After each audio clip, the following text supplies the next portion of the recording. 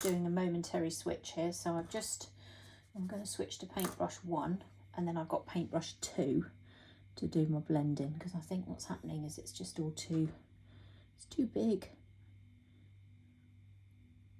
There we go, that's better. That's better. So this is my paintbrush 2 and it's dry, I'm just checking.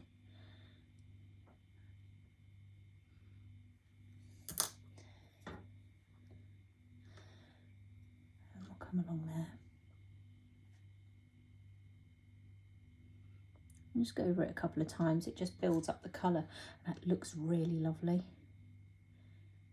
I'm super pleased with this so far. Right, and then what we'll do next, we'll have a look at the bodice.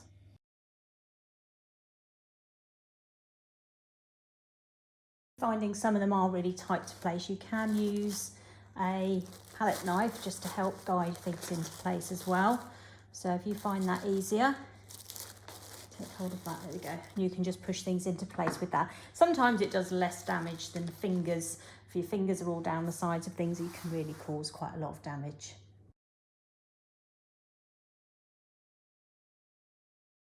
So again, we're going to tip it on its side so we can see what we're doing. We're going to keep the thick end at the bottom, start halfway, and we're going to wiggle and go down. We're going to just tip it a little bit more just so it's not flat. It's going to go up a bit. So if it's completely flat, then when we put it in the bouquet, it's not going to sit right. So we are tipping our nozzle a little bit further back again. So wiggle and up. Give it a wiggle and up. Another little wiggle and up. One more little wiggle. There. And up like that. That's your centre flower. So that's our big feature flower that's going to sit in the centre of this bouquet.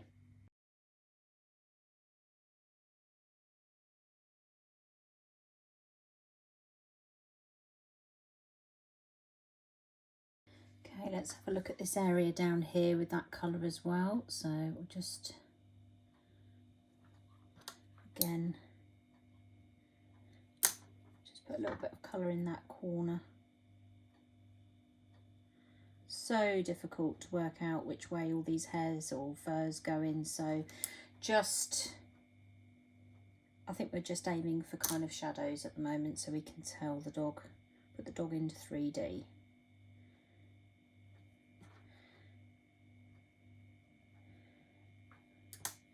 And again, we'll just push it up there a little bit, just pushing it outside the zone of that shape.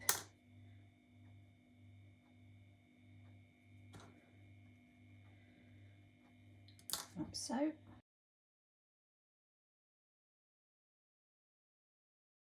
Get rid of the grey, we'll just move that out of the way for a second. I'm just going to take my brush, I'm going to come over the top of this eye here so that it gives it a bit of an eyelid, and that comes right sort of down here.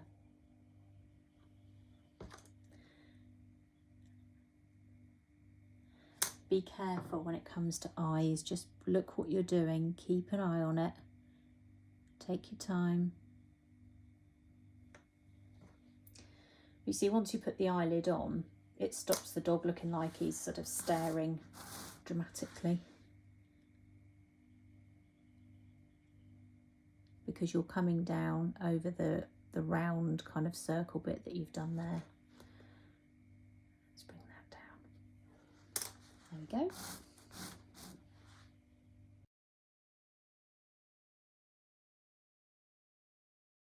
To clean our brush, so what we do with brush cleaning is you'll need a piece of kitchen roll, paper towel. You just dip it into the cocoa butter and just twist it on your kitchen roll like so. Okay, so just give it a bit of a twist until all the colour comes out. Then once the colours come out, we can move on to a new colour, and for this we're going to be using now this Cornish cream colour. So we're going to dip our brush in there and we're going to mix that up. And we're just going to add a couple of bits of white in there. We're not going to go too mad with this, just a little bit, just to brighten it up a bit. And that's the next colour that we're going to use.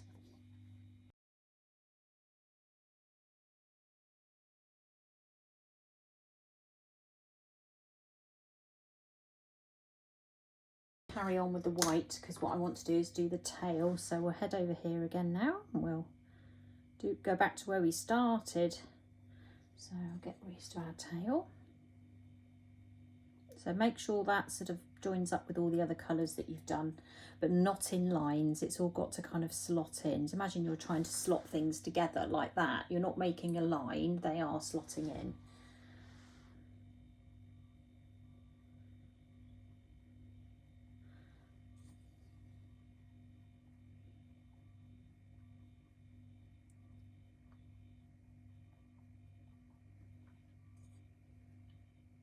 This is where you can definitely get the good fluffy appearance. And then the colour that's under there is actually more likely to be the grey colour than the actual cake, so that's fine. You don't need to worry about that at all.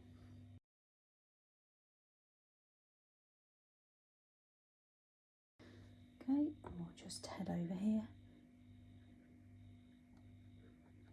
And we'll just put those down there, like so. So you just fill those in. Nothing too complicated there.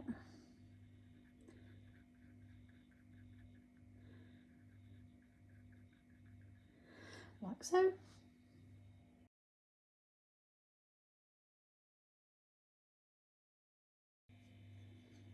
I'm going to leave the camera on while I'm painting these leaves, just so that if you are following along you can identify them like I'm doing.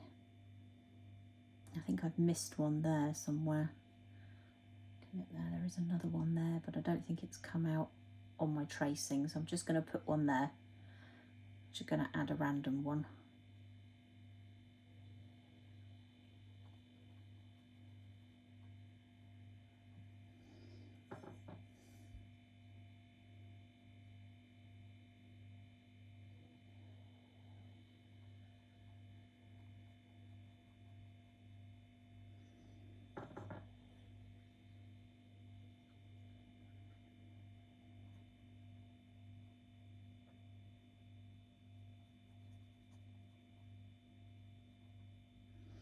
Okay, another one there.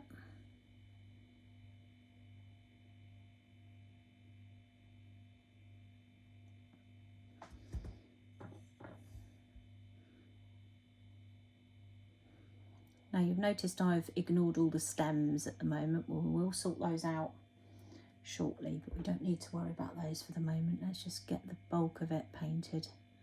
Come back and do the fine work. Sometimes when you start painting, it's easy to do the sort of bigger areas first before the detail, because your confidence will have picked up by then and you will be able to then paint confidently, which is really important.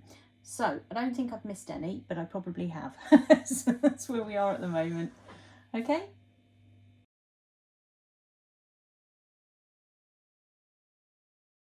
Bottom of the windowsills also, the bottom of the windows also have window sills. So I'm just going to take my brush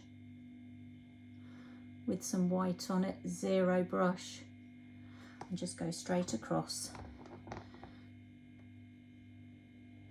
Press down and pull it across without thinking about it too hard. I am laughing about this because it's not easy, but it'll be worth it, and that's the most important bit, isn't it? These are actually, you can't really see these very well, and they are at a bit of an angle, so don't be tempted to do them straight. They are sort of going that way at a bit of an angle. Okay, that's fine.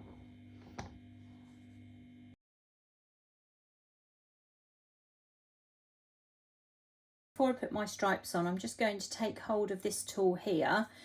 This is a PME tool, I always call it the smiley face tool. There you go, you can see it there. And I am going to make a smiley face on my bee. So I'm just going to take that and push that in there like so. So we've got a smiley bee, and then we'll put that down and we'll turn it round.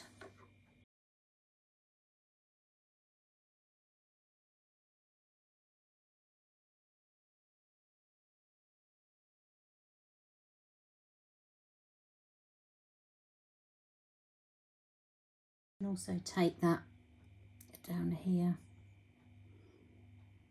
darker grey colour. just come round here.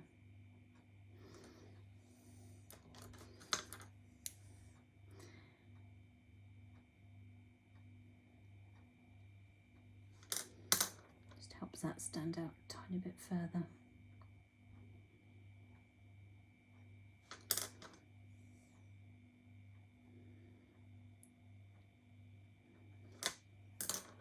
Okay, it's just all about these little tiny effects that actually sort of make all the difference with something like this. And there we go. So that is our penguin on his sledge.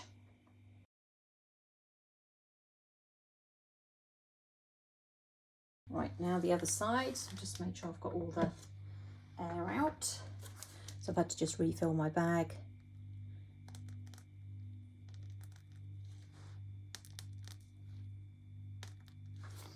Let's turn it.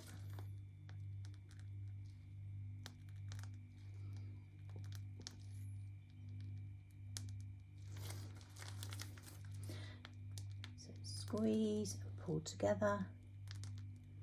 We're at the end now. There we go. Okay, so that's all the red on at the moment, and now we're going to switch over to a different nozzle.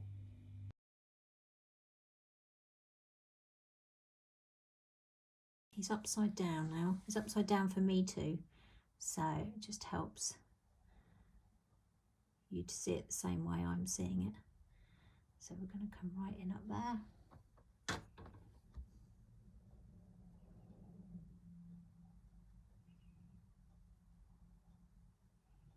So we're going that way.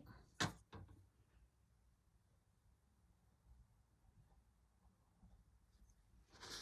turn it back and have a look at it.